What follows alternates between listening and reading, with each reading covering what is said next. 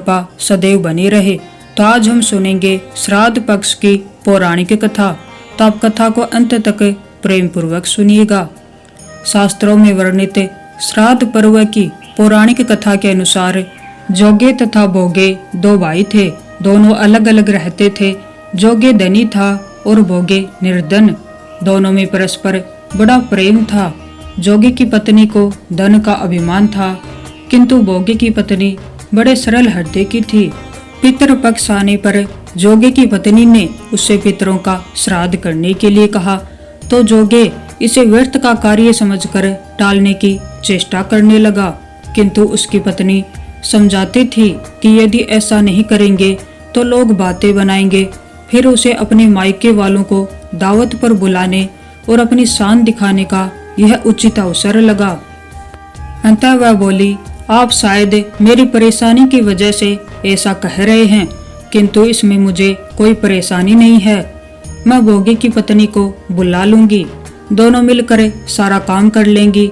फिर उसने जोगे को अपने पिहर न्योता देने के लिए भेज दिया। दूसरे दिन उसके बुलाने पर भोगे की पत्नी सुबह सवेरे आकर काम में जुट गई। उसने रसोई तैयार की, अनेक पकवान बनाए, फिर सभी काम निपटाकर अपने घर आ गई। आखिर उसे भी तो अपने पितरों का श्राद्ध करना था। इस अवसर पर न जोगे की पत्नी ने उसे रोका न वह रुकी। शीघ्र ही दोपहर हो गई। पितर भूमि पर उतरे। जोगे भोगे के पितर पहले जोगे के यहाँ गए तो क्या देखते हैं कि उसके ससुराल वाले वहाँ भोजन पर जुटे हुए हैं। निराश होकर वे भोगे के यहाँ गए। वहाँ क्या था, मात्र पितरों के नाम पर अग्यारी दे दी गई थी।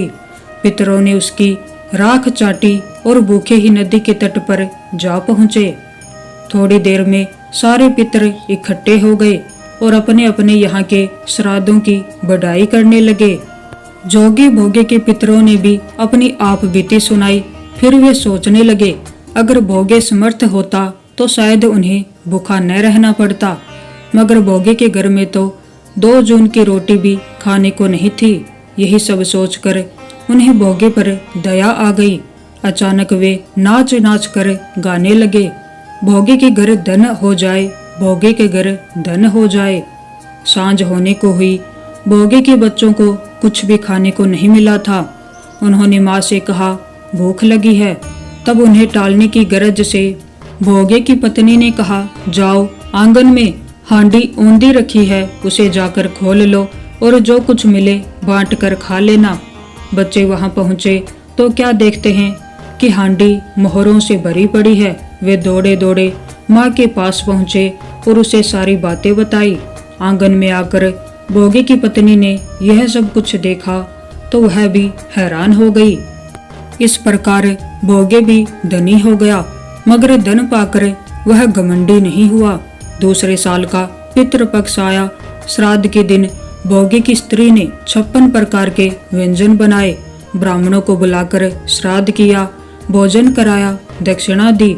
जेठ जेठानी को सोने चांदी के बर्तनों में भोजन कराया। इससे पितर बड़े प्रसन्न तथा तृप्त हुए। तो ये थी पितृपक्ष की पावन पवित्र कथा। अगर आपको ये कहानी अच्छी लगी हो तो वीडियो को लाइक करें और चैनल को सब्सक्राइब करें। आप सभी